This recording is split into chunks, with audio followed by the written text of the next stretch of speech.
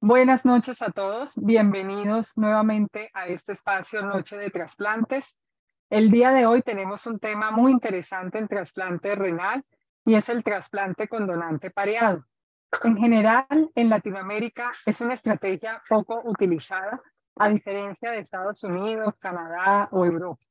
Es una estrategia que se utiliza en pacientes de lista de espera altamente sensibilizados o con donante ABO incompatible y que permite disminuir los tiempos en lista de espera, mejorando la supervivencia de los pacientes.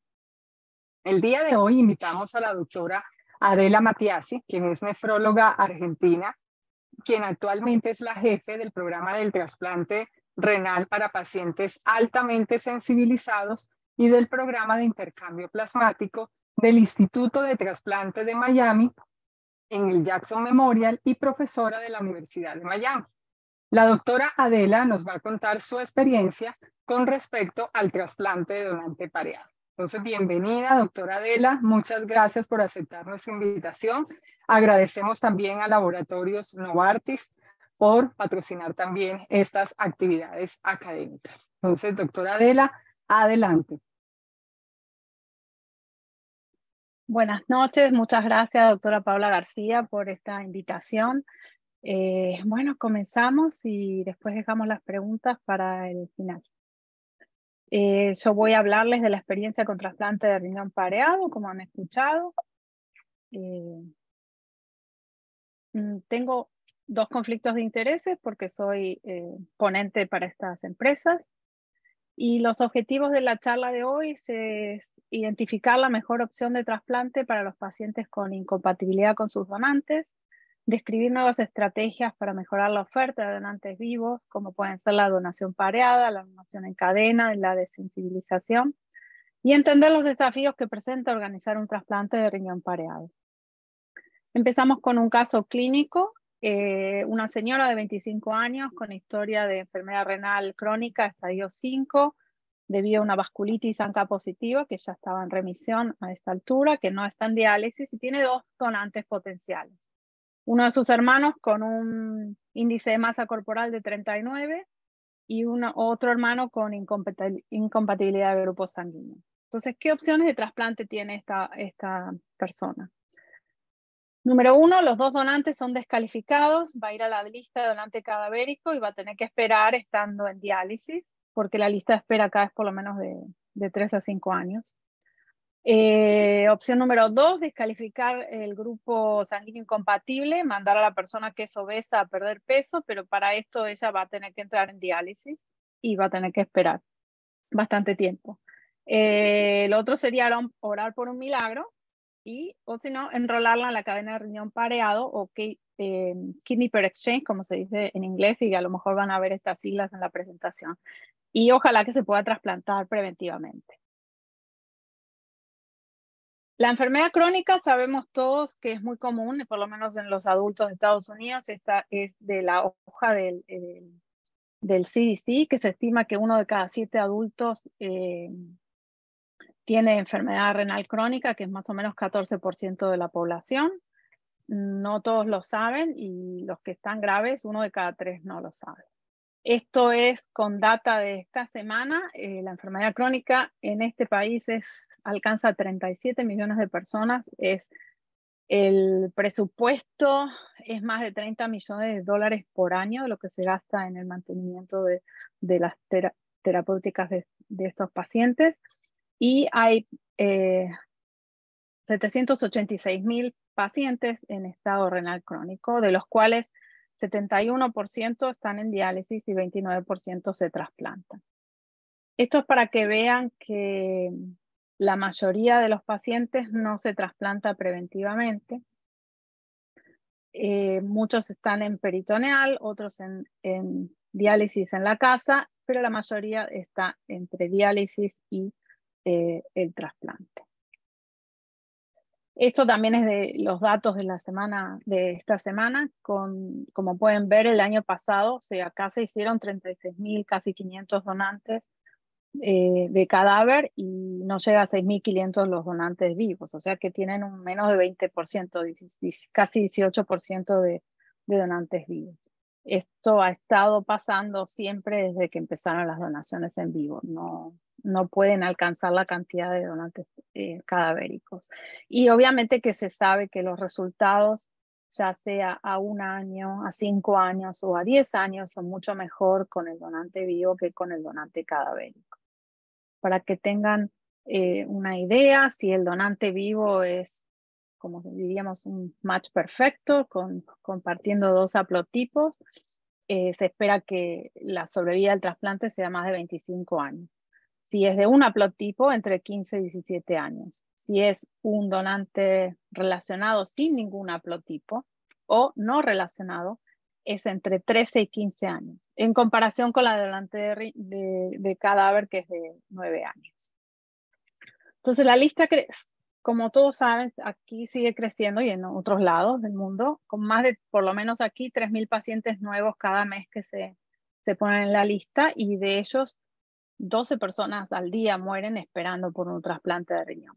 Y todos sabemos que el tratamiento preferido es para la enfermedad renal crónica es el trasplante, y la sensibilización es la exposición de antígenos a antígenos que no son propios y que lleva a la formación de anticuerpos anti-HLA.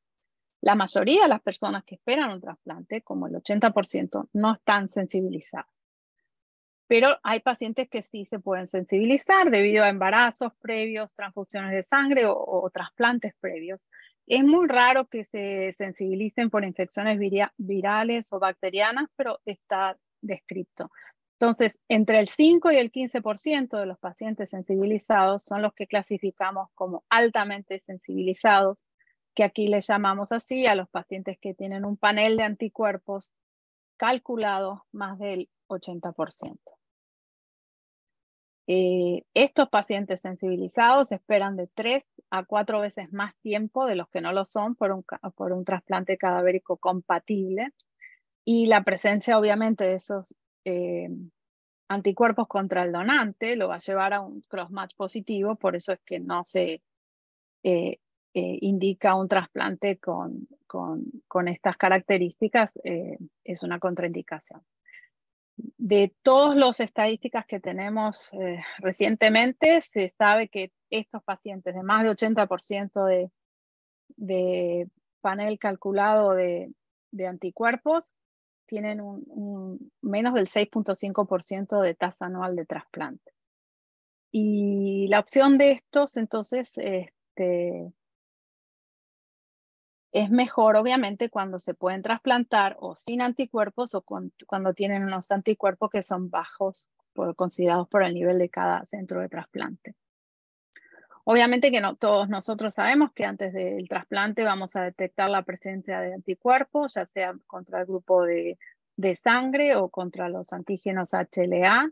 Y esto acá nosotros lo hacemos con el panel de anticuerpos reactivos y el calculado, que es el que ingresa en la computadora los datos del panel reactivo local y nos da un porcentaje de la sensibilización que estos pacientes pueden tener a nivel de todo Estados Unidos. Las pruebas cruzadas, el crossmatch, que con donante vivo sí se hacen con la técnica citotóxica, si no se hacen por técnica de flujo o virtuales, y tratamos obviamente de, una vez que hacemos todas estas pruebas, si tenemos un donante, de saber si tiene anticuerpos contra el donante. Para nosotros, porque esto varía aquí en cada centro de trasplante, calificamos de anticuerpos como que no son aceptables si son los de clase 1 con más de 6.000 M5 y los de clase 2 con más de 9.000 M5.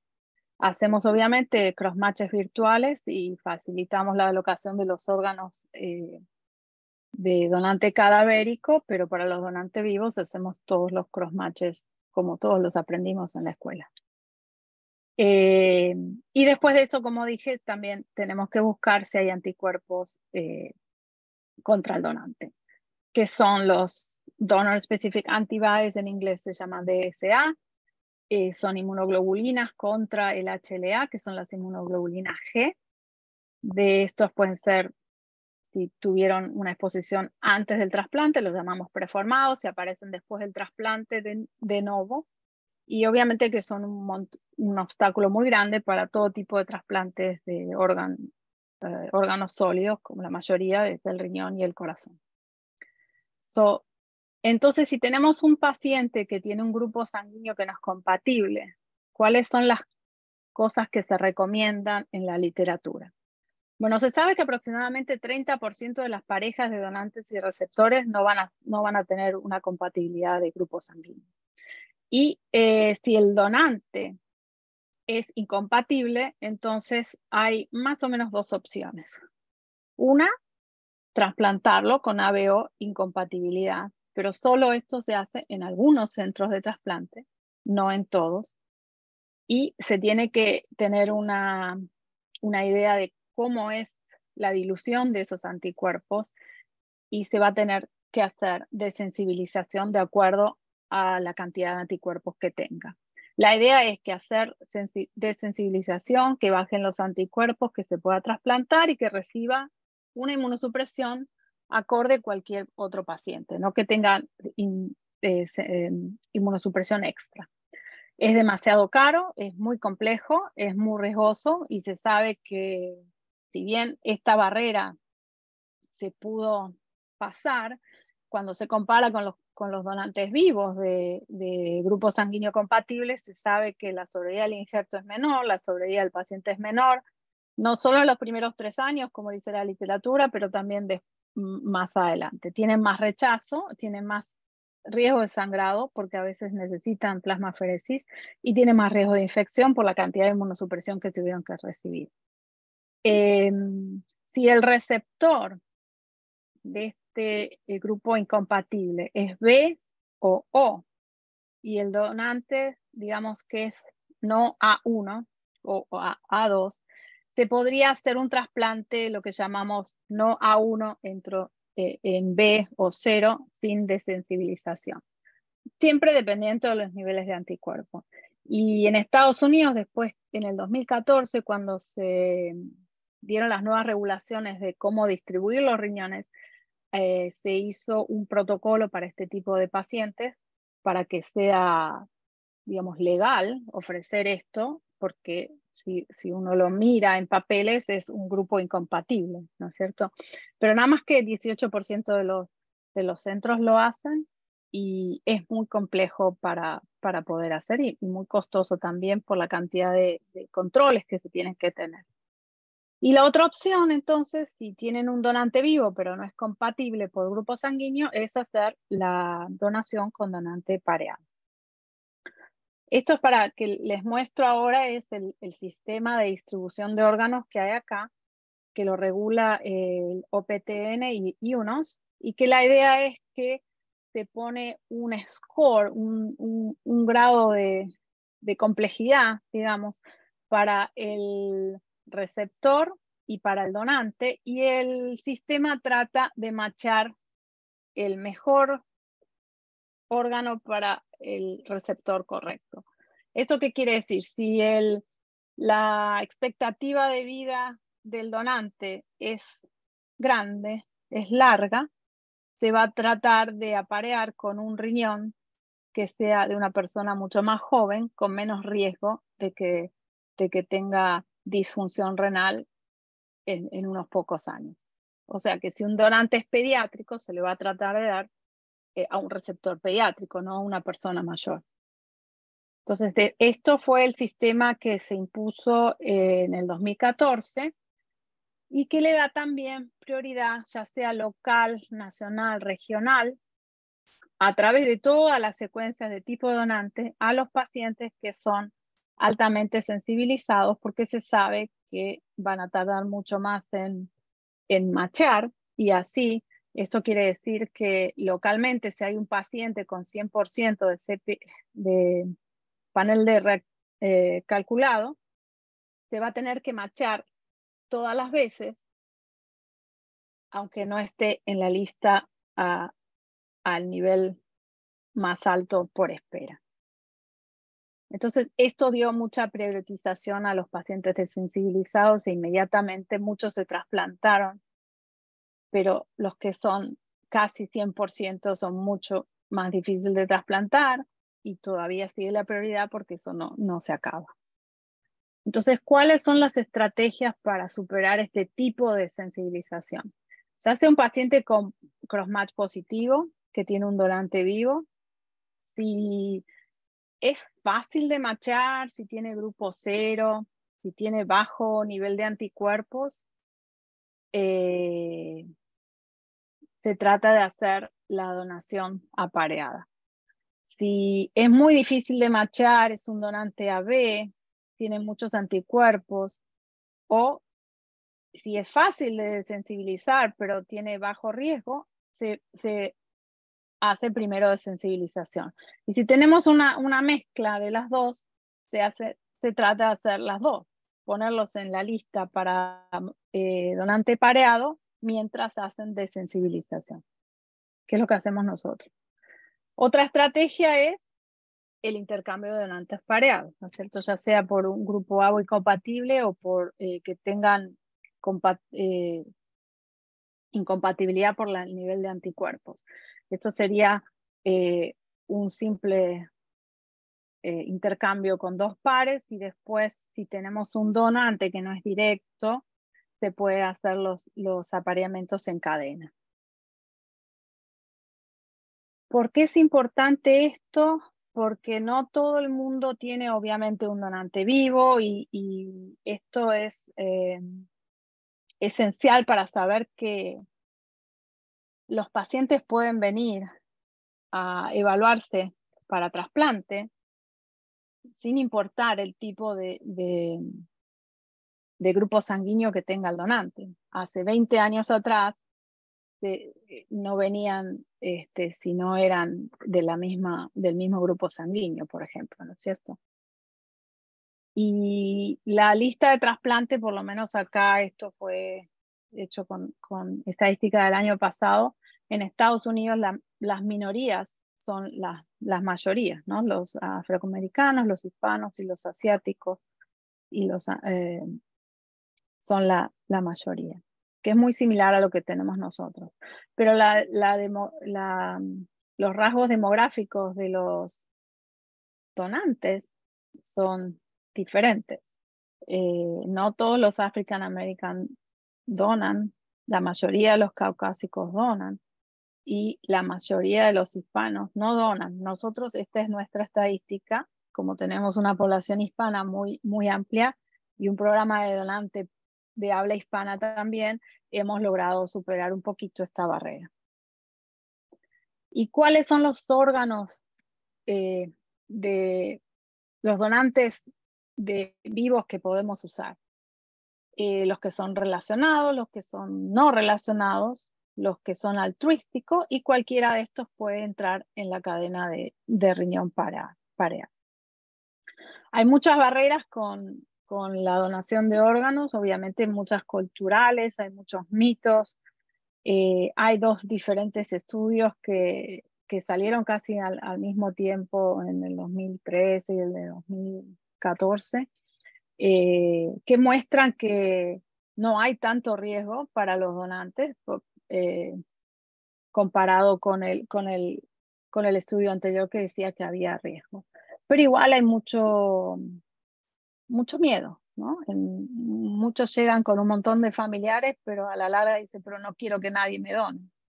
Entonces, las barreras culturales son difíciles de cruzar. ¿Cuáles son las ventajas de la donación renal pareada? Bueno, obviamente que es un trasplante con donante vivo, entonces va a tener mejor sobrevida del injerto, va a haber menor función renal retardada, casi nula. El receptor puede esperar menos tiempo para trasplantarse, va a tener menos tiempo de estar en diálisis, y ojalá que se puedan hacer más trasplantes preventivos. Y también es muy gratificante para el donante saber que no solo ayudó a su receptor, sino también a otra persona que por ahí no podía haber sido trasplantada y se trasplantó usando esta cadena de riñón pareada. Aparte de ayudar, obviamente, a dos personas por lo menos, o tres, depende de cuándo sea la cadena, que van a saltar a la lista más arriba de donantes cadavéricos porque ellos pudieron ser trasplantados. Esta es una diapositiva que les muestra cómo fue la evolución de los riñones pareados. El primero se hizo en Corea en 1990 y el primero en Estados Unidos se hizo en el año 2000. Hubo varios intentos de hacer un programa nacional, pero empezaron más que todo con programas locales. Primero en Ohio, después en New England, después apareció la cadena de donación pareada en 2005, después apareció la Alianza para Donación Pareada, el Registro Nacional, y desde el 2010 UNOS tiene un programa piloto de donación pareada donde cualquier centro puede incorporarse. Esto ya lo expliqué más o menos, pero si tenemos, antes, esto es más en detalle, si tenemos un donante que es de grupo A, pero el receptor es de grupo B, obviamente que va a ser incompatible y ese donante va a donarle a otro receptor que tiene grupo A, y si el donante tenía un receptor, si el receptor tenía un donante de grupo B, le va a dar a este, ¿no es cierto? Y si tenemos 3 parejas, se puede hacer una donación de 3 días. Y si tenemos donantes altruísticos, se pueden hacer cadenas de donaciones, como ven acá, a través de muchos estados. Esta fue una de las primeras que empezó en 2007. Y la cadena de trasplante más larga que aparece en el libro Guinness de los Récords se hizo con 35 pacientes trasplantados. Es a través del Registro Nacional. Empezó en enero y terminó en junio del 2015 y comenzó en la Universidad de Minnesota cuando alguien altruísticamente hizo una donación, y el programa después terminó en la Universidad de Wisconsin. Muy interesante porque es a través de muchos estados. Muy difícil de hacer y de coordinar, como se imaginarán. ¿Cuáles son los objetivos de la donación apareada? Primero y principal, obviamente, que va a ser aumentar el número de trasplantes, pero tiene que haber mucha equidad, transparencia, priorizar los pacientes que son más difíciles de matchar, así encontramos más matches para ellos y tenemos menos fallos de matchado. Pretrasplante, la otra estrategia para si digamos estos pacientes no tienen un donante o si el donante es incompatible y tienen anticuerpos, es desensibilizarlos. El propósito obviamente no va a ser eliminar los anticuerpos por completo, porque hasta esto podría ser contraproducente por la cantidad de infecciones o otras complicaciones que puede llevar, sino que va a ser reducir los anticuerpos a un nivel suficiente para hacer un trasplante exitoso. Los conceptos básicos son la remoción de los anticuerpos que están en el paciente a través ya sea de plasmaferesis o inmunoabsorción. Se puede también inhibir la cascada de complemento y la función residual de los anticuerpos a través de inmunoglobulina, o si es más sofisticado el centro, también puede usar eculizumab.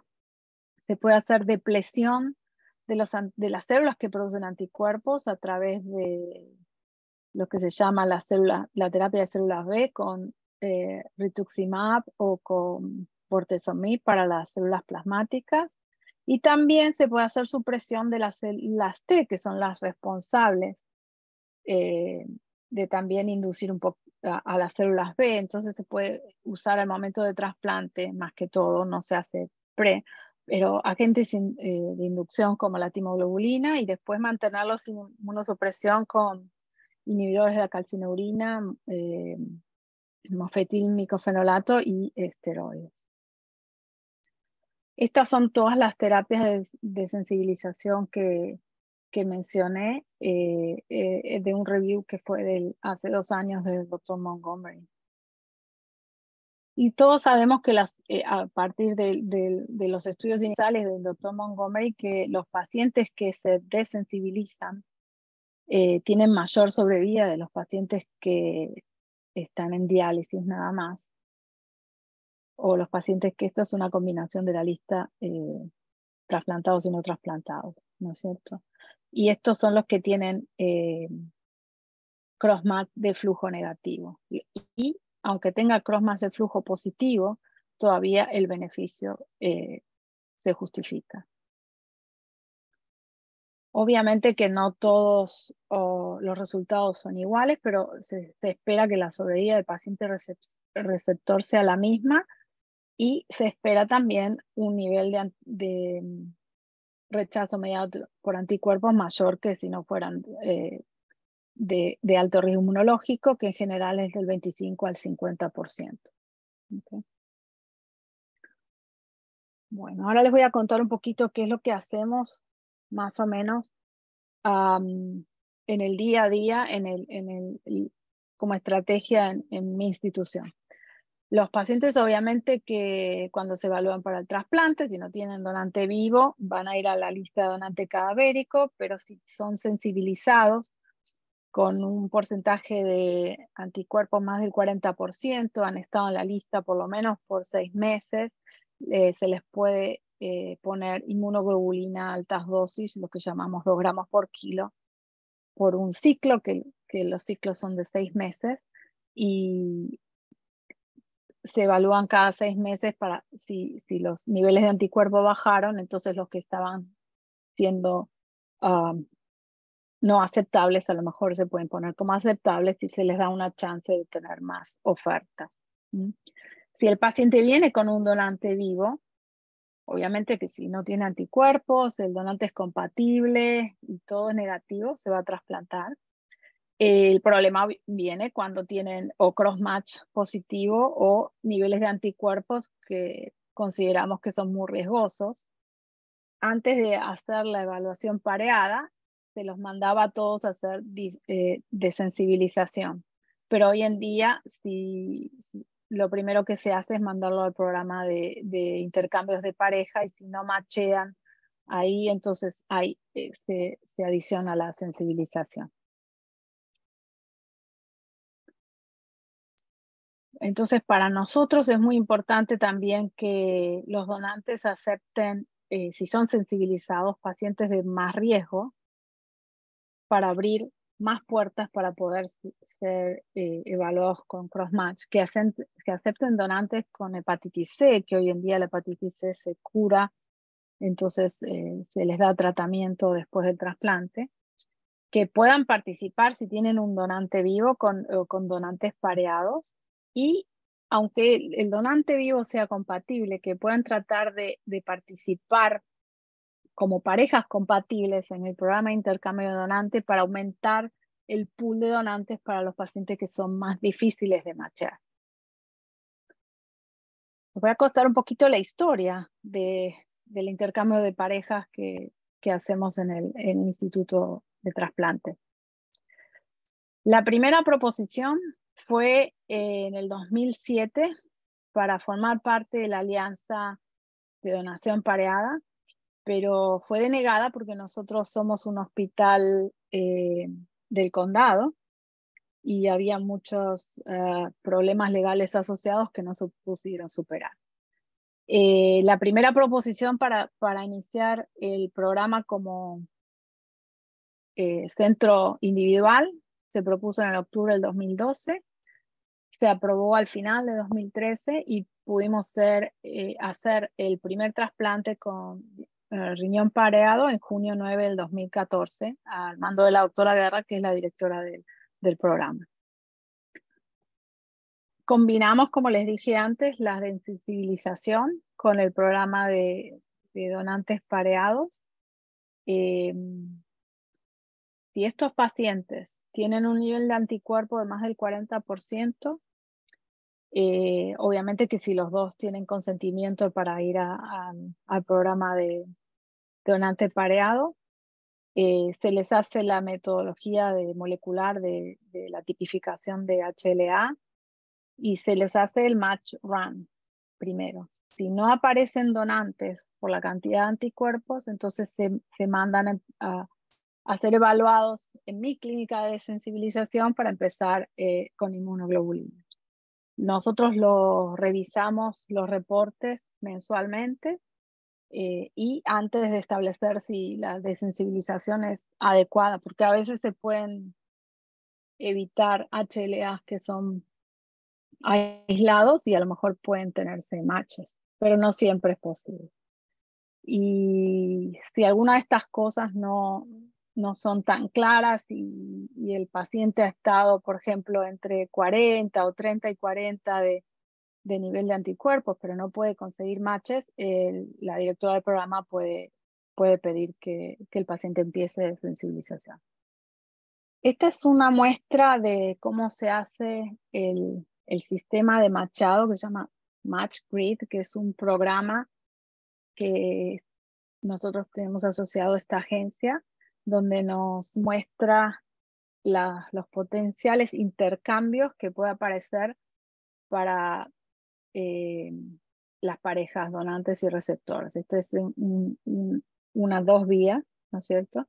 Donantes y receptores, y acá ven que nos pone, bueno, el hospital somos nosotros, la edad de los pacientes, las características demográficas, los grupos sanguíneos y los matches potencialmente que pueden tener. Y los anticuerpos, si es que tiene anticuerpos. Para hablarles un poquito de nuestro programa, la mayoría de los que se hacen donantes pareados son primeros trasplantes, pero hay un 25% de que son pacientes retrasplantados, que son los que tienen más dificultad en conseguir matches. Como ven acá, el 41% es sensibilizado, casi el 40%, el 37% es por incompatibilidad de grupo sanguíneo, y tenemos la ventaja de ponerlos a todos, aunque sean compatibles, en el match, cuando tienen menos que un haplotipo de compatibilidad, y eso representa 46% de la población que nosotros vemos. Estos son los niveles de CPRA, o panel reactivo calculado, que como verán, la mayoría tiene más de 40 al 80%. Y esta es, para que tengan una idea, los grupos de sangre de los donantes y los receptores. Como ven, los donantes, la mayoría son O, y los receptores también, la mayoría son O, pero los B y los A1 son los predominantes en los receptores. La mayoría de los donantes son mujeres, ¿sí? Y la mayoría de los receptores son varones. La mayoría de nuestros donantes son hispanos, ¿sí? Muy poquitos afroamericanos, y la mayoría de los receptores son hispanos también. Y fíjense que la proporción de donante y receptor a nivel de los caucásicos es más o menos la misma que yo les mostré al inicio en las primeras diapositivas, con respecto a todo Estados Unidos. ¿Cómo ha impactado esto de poner pares que son compatibles en el match run de los donantes apareados? Nosotros, al finalizar el día de la evaluación de los dos, tenemos la aprobación de participar en el 90% de las parejas compatibles.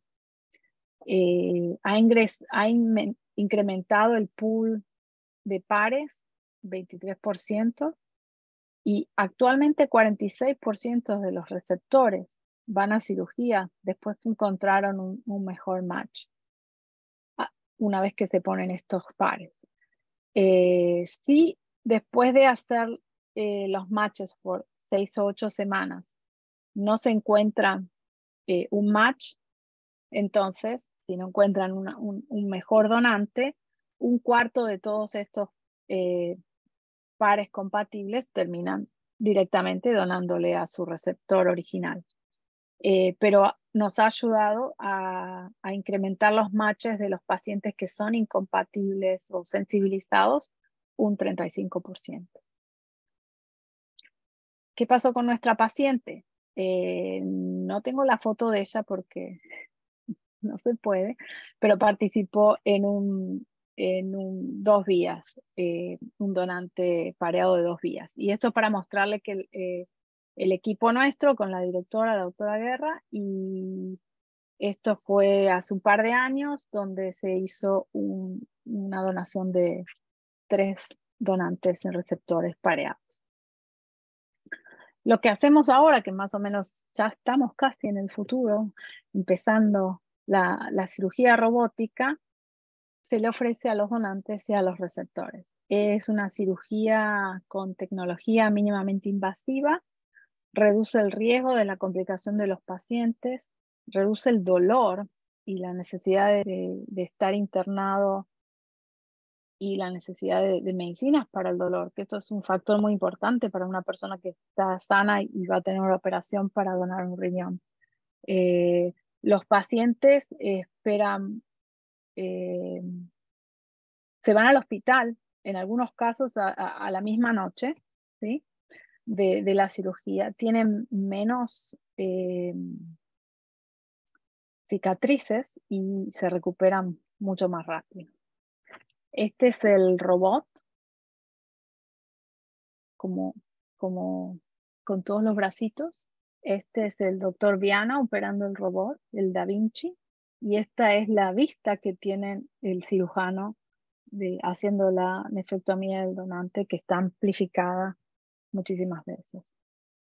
Y esta es para mostrarles las incisiones de cómo quedan del donante, que son como una laparoscopía. Entonces no queda la cicatriz.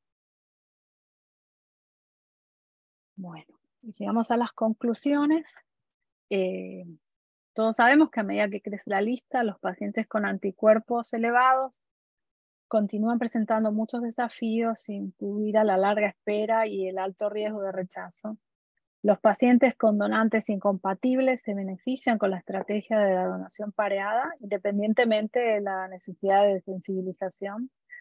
Y lo que hacemos es un enfoque escalonado que facilita el trasplante de estos pacientes con niveles de anticuerpos y que ayuda a prevenir el rechazo después del trasplante. Desde ya, muchas gracias. Les dejo mi email por si quieren consultarme y una foto de nuestra ciudad de noche, y espero poder pronto hacer alguna presentación en su ciudad. Muchas gracias. Muchas gracias. Muchas gracias, Adela, por tu excelente exposición y por llevarnos en ese recorrido histórico de lo que han hecho en el grupo de trasplante. Y vemos que se necesita un trabajo en equipo fuerte para poder lograr este trasplante. Yo quería preguntarte qué estrategias tienen para evitar que uno de los donantes se pueda retractar a último momento, o si han tenido al inicio una experiencia similar que han hecho.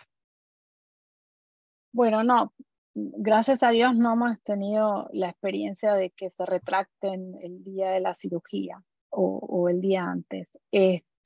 Obviamente que todo programa va a empezar con dudas y se trata de minimizar los riesgos. Entonces, por eso lo que se hace en nuestra institución es que los donantes y los receptores vayan a la cirugía todos al mismo tiempo. ¿No es cierto? Claro, entonces hay 2, 4 y 6 quirófanos disponibles para cuando hay un donante pareado, ¿no es cierto? Entonces, los donantes entran todos al mismo tiempo y los receptores entran todos al mismo tiempo, cada uno siguiendo la secuencia, ¿no es cierto? perfecto. Pero, sí. Otra pregunta, Adela, en la exposición contabas el programa que tienen de MatchGrid, que me imagino que es como un algoritmo matemático para Sí. mirar cómo hacer los match. Cuéntanos un poquito más de eso. Bueno, es un programa privado, ¿no es cierto?, que nosotros usamos porque, como expliqué, no pudimos ser partícipes de otros programas a nivel nacional o a nivel regional por problemas básicamente legales, ¿no es cierto? Al ser un instituto que trabaja en un hospital del condado. En ese momento los riesgos eran muy grandes y entonces hicimos un programa que es solamente nuestro y tenemos una institución que nos brinda la facilidad del programa matemático que está puesto en la computadora. Entonces uno pone los pares, ¿no es cierto? Se hace el match run, se llama, con ese match grid que da la información. Y si no hay nuevos pares, no se repite, pero a nivel que ingresan nuevos pares, se va repitiendo una vez por semana, ¿no es cierto?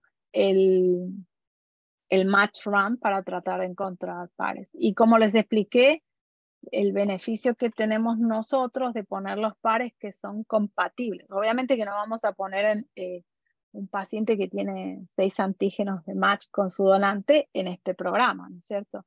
Pero si tienen menos de un haplotipo o hay mismatches en la edad, en el tamaño, no necesariamente incompatibilidad de grupo o nivel de anticuerpos, ¿no es cierto? Hay otros mismatches que también se pueden tener mejores resultados si la computadora los machea mejor. Claro, perfecto. Bueno, Sí, y hablaste, como... ajá, No, sí. sí, No, que los explicaba, si estos pacientes tienen menos de un haplotipo, pero después no consiguen un donante mejor, obviamente que ese donante va a donar a ese receptor y se sale del match run, ¿no? Pero se le da la ok, posibilidad de encontrar un donante mejor, mejor.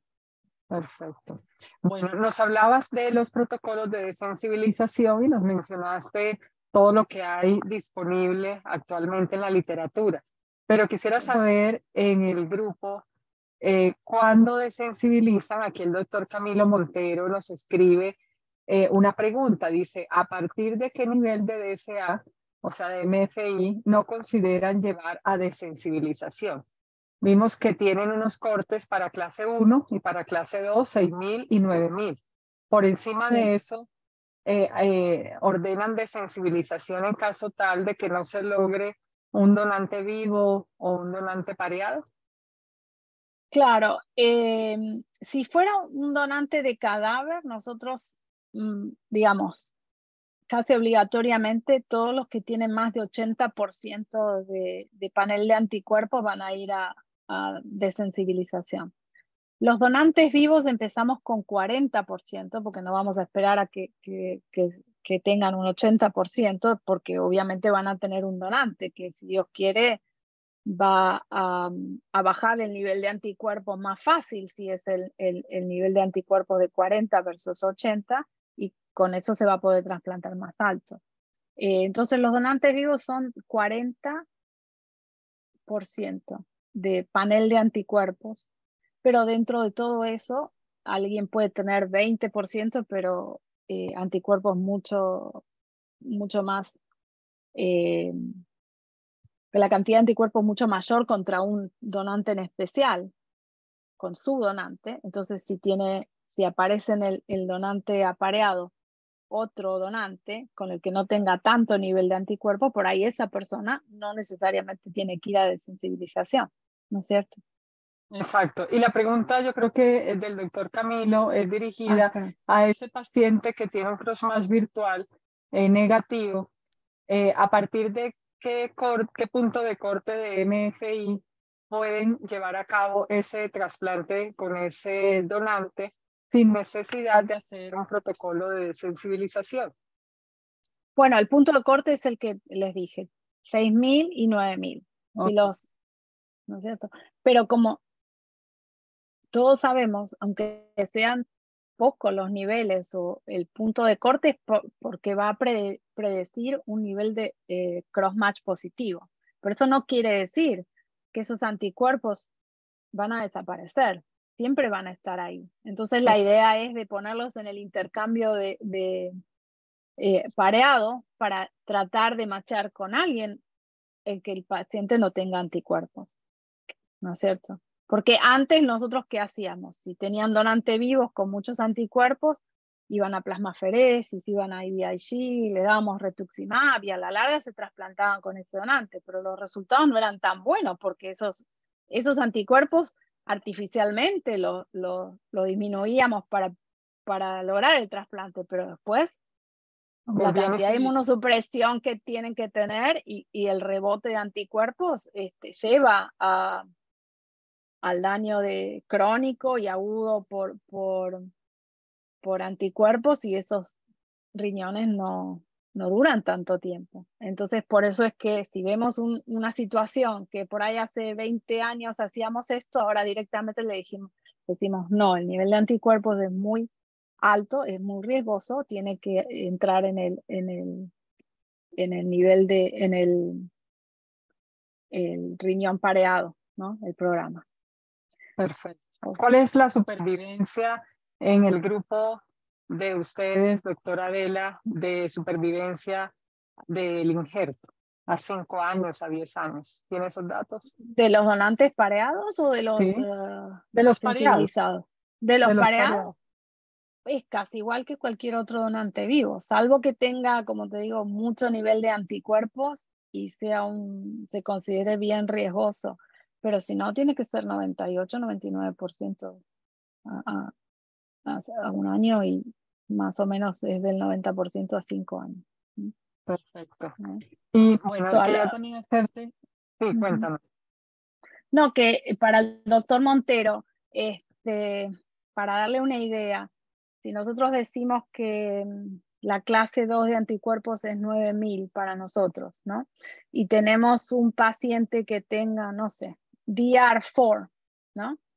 En un nivel de 20.000, sabemos que por ahí se puede disminuir eso con desensibilización, pero sabemos que puede rebotar a ese nivel de vuelta después del trasplante. Entonces, ese sería un nivel de que no consideraríamos a un donante para ese receptor.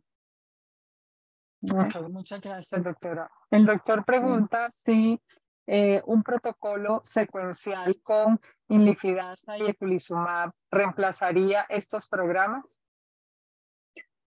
Wow, ojalá se pueda usar. AIDS como promete, ¿no? Pero son 4 horas, 6 horas que uno tiene para poder trasplantar el paciente.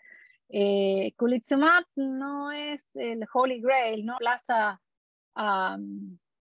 lo que pensábamos que iba a reemplazar como medicina para pacientes altamente sensibilizados, porque sí, uno logra bajar los anticuerpos y la cascada de complemento la inhibe, pero es al nivel final. Hay otro tipo de daño por anticuerpo que no necesariamente usa el complejo de activación antimembrana. Entonces, por eso es que los pacientes, aunque reciban eculizumab, han tenido rechazo hasta entre casi 40%, ¿no es cierto? 50 era al principio, ahora es como de 30 al 40%. De acuerdo. ¿Y ustedes tienen disponibilidad de AIDS? No. Okay. No tenemos. Es nada más que para research en este momento. Se está tratando con el doctor Stanley Jordan en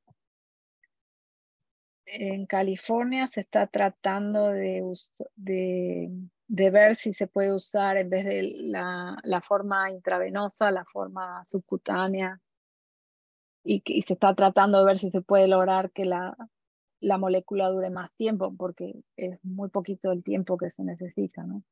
Sí, de acuerdo. ¿Y el eculizumab lo utilizan de rutina en el grupo? No lo usamos de rutina, no. Nada más que cuando hay, obviamente que sí es evidencia de microangiopatía trombótica, sí, pero en los rechazos tiene que haber evidencia de microangiopatía trombótica en la biopsia para poder usarlo.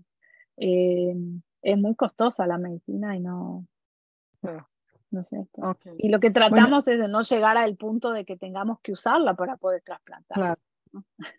Bueno, y aprovechando el tema, Sí. el uso de rituximab en estos protocolos de desensibilización y protocolos de tratamiento para rechazo mediado por anticuerpos, hemos visto que el rituximab con los últimos estudios pues no le va tan bien, comparado con placebo. ¿Qué opinan allá en su grupo, doctora Adela?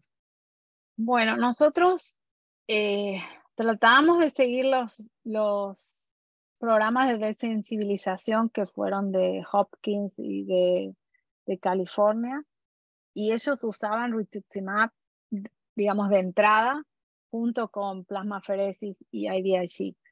Ah, al ser un hospital del condado, no es fácil obtener todas estas medicinas que no están aprobadas por la FDA y en pensar que estos pacientes son todavía no nuestros pacientes porque pertenecen a los centros de diálisis y todavía no están trasplantados. Entonces, lo que nosotros hicimos es usar la inmunoglobulina mensualmente. Si es un donante vivo y en su momento se usaba la plasmaferesis, se usaba, pero el rituximab lo aplicábamos al momento del trasplante, Ya. no antes. Y con eso nosotros tenemos buenos resultados. Los niveles de anticuerpos en los pacientes, de anticuerpos, perdón, de rechazo mediado por anticuerpos en pacientes sensibilizados en nuestra institución es del 20%, usando rituximab, IVIG, y obviamente que las inducciones son con timoglobulina también. Ok, muchas gracias. Sí. Bueno, tenemos aquí otra pregunta. La doctora Johanna Schoenberg dice, para tener una buena sobrevida en estos programas, ¿cuántos pacientes se calcula deben participar en este grupo? Creo que Johanna se refiere a las parejas. A las parejas, sí. The more the merry, como dicen acá. Cuanto más, mejor, ¿no es cierto?